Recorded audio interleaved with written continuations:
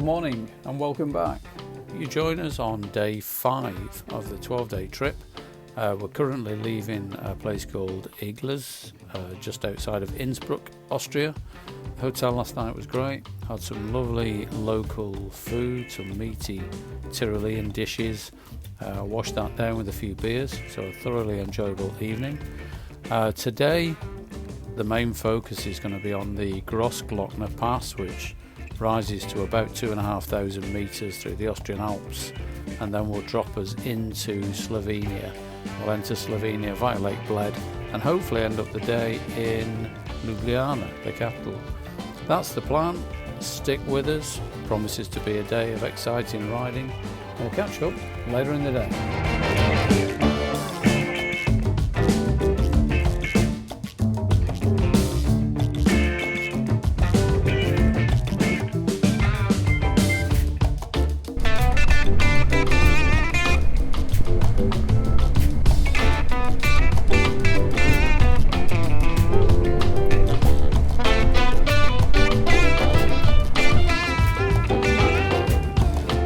So we spent the morning rolling down through the Tyrol, surrounded by these beautiful tree-covered rolling hills, open roads, lovely relaxing riding, and of course the sun was out as well, which just tops everything off, makes everything better. And it was a fantastic way just to get closer to the main feature of the day, which of course was the Grossglockner Pass.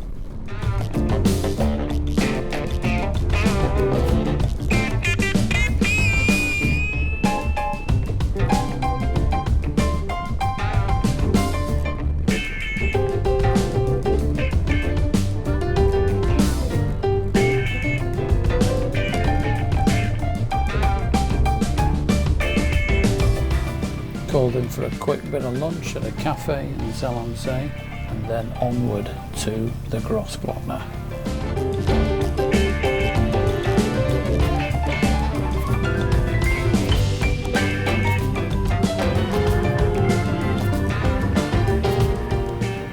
For those of you that are new to the channel or haven't seen the previous episodes in this series, the bike I'm on right now is not my bike, it's a rental bike. The reason I'm on the rental bike is I had a breakdown in Germany, southern Germany. My bike, my Tiger 1200, is currently there being repaired, and we've got a plan to pick it up on the way home. I think it's day 9, Saturday anyway, so I think it's day 9 of the trip. We'll pick that up on the way home.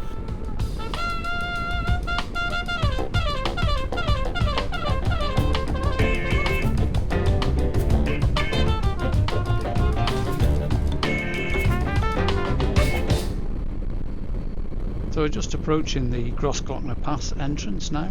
It's a toll road as it passes through a national park, Austria's most significant national park, and it's named after the Grossglockner itself, which is Austria's highest mountain. It's €33 to access this road, and it's 48 kilometres long with I think 36 switchbacks on it. It's a cracking ride. And it goes up to the highest point at the biker point by the Edelweiss hut at 2,571 metres, and it's the highest paved pass in Austria. So we're just here at the toll booth paying the money, and then we'll be on our way. So sit back and enjoy the sweeping curves of the Grossglockner Pass, and I'll talk to you when we get to the top.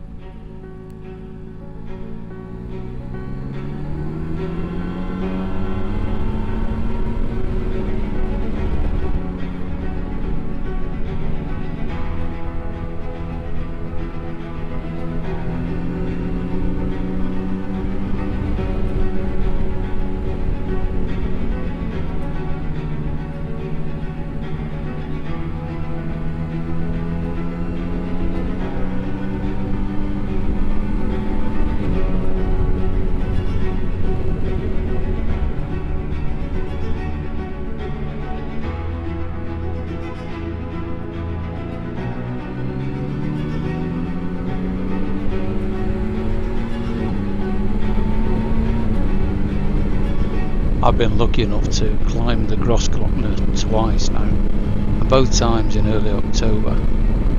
This is a really good time for the Grossglockner, as you generally get very little traffic, dry roads, beautiful snow on the mountains to enhance the scenery, but no snow on the road. Path is open, and it's a truly magnificent experience to power out of these corners and over the top of the highest paved pass in Austria.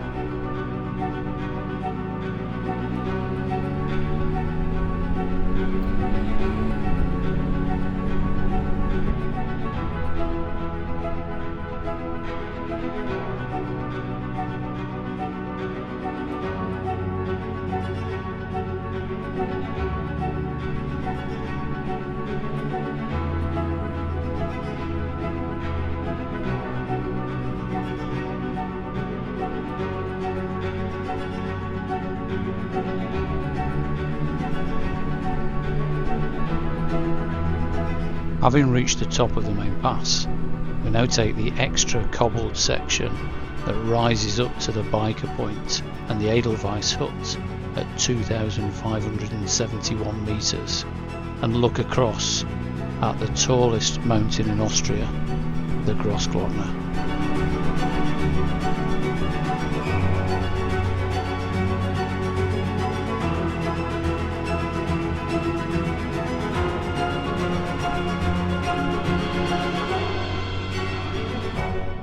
Do a brakes test before you get to this bit. So that's a view, isn't it? That lake going down there. So we turned up by that building there, didn't we? So here we are, top of the Grossglockner at the biker point, 2,571 metres. A bit chilly. There's the Edelweiss hut, so you can stay there. Bit of accommodation if you fancy staying up in the clouds. So plenty of snow knocking around. Got a viewpoint. A few bikes up here. There's Steve over there. They've got a little shop as well. So yeah, one last thing. That was the road we came up there. Snaking all the way up the hill.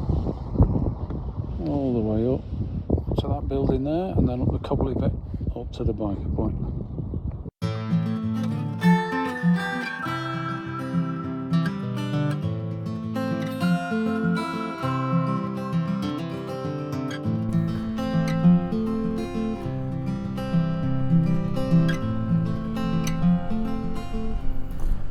Okay, so we head down in the very top bit from the biker point.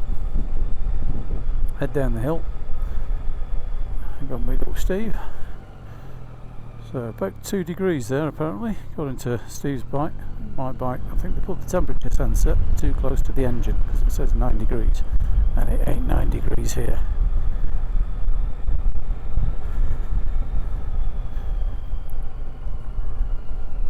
It is what's generally known as proper parky.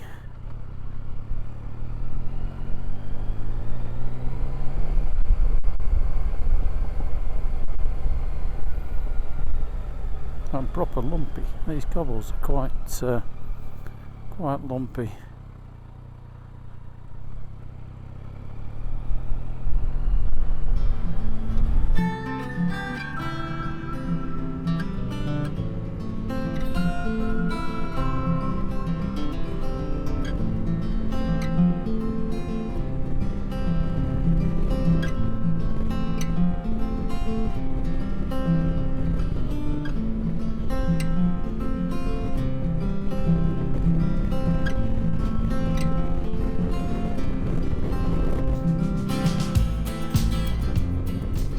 after we left the biker point and initially descended, the road again then starts to climb a little bit and summits at this tunnel, which is roughly the same altitude as the biker point.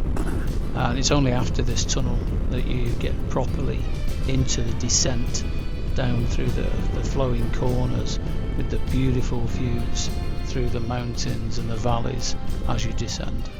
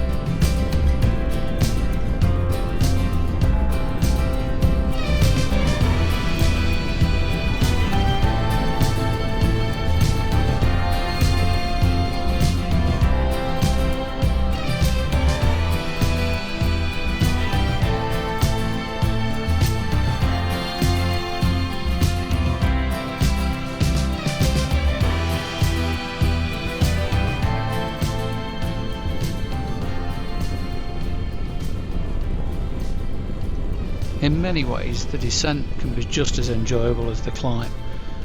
Just breaking into these corners and letting the bike drift around with the perfect balance, and then accelerating out in the same way, but getting more speed for less power. So I really do enjoy the descents as well. And again, you know, the views were fantastic. Looking down this valley at this point with the clouds there and a couple of pine trees was just stunning.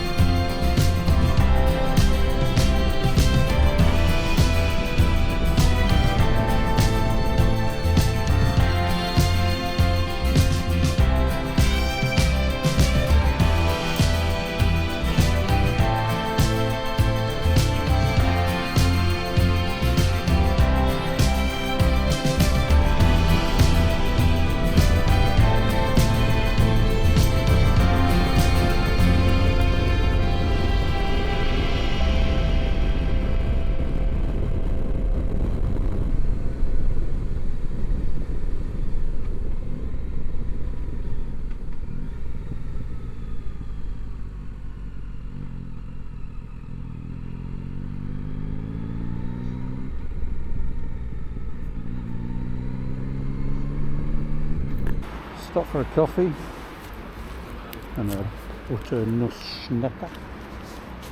and moving on to Lake Bled, which will be there in 40 minutes. So this is the Versen Pass. We're quite close to Slovenia now.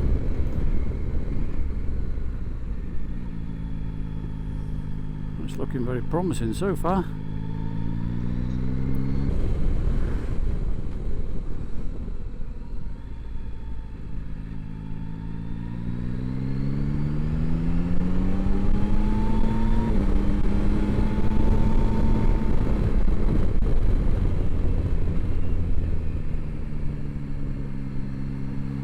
As the day wore on, we just got presented with more and more mountain passes, flowing roads, great open corners, and eventually we got here, the Slovenian border. It felt great to finally cross the border into what on this trip was our destination country. So here we were in Slovenia, just a few hundred kilometers to go until we got to Ljubljana. But first we called off here, which is Lake Bled. It's a beautiful lake with a castle up to the side there and a beautiful island in the middle with a church on it. Wonderful place to visit, even though it was very brief on this trip. I feel that this is somewhere that I'll probably come back to at some point.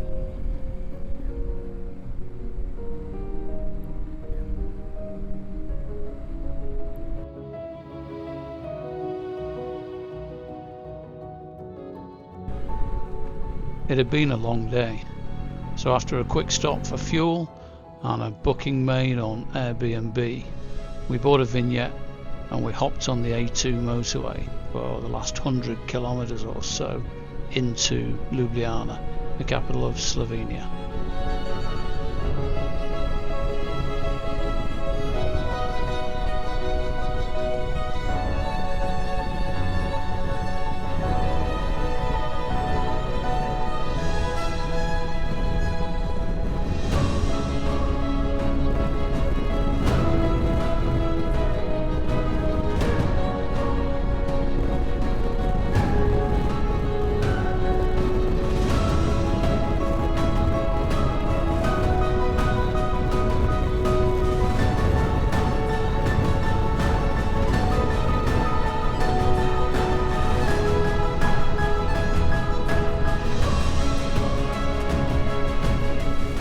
We were just hitting dusk as we navigated the final few streets to the apartment we'd booked on the outskirts of Ljubljana, in a fairly nice district and what turned out to be a nice apartment.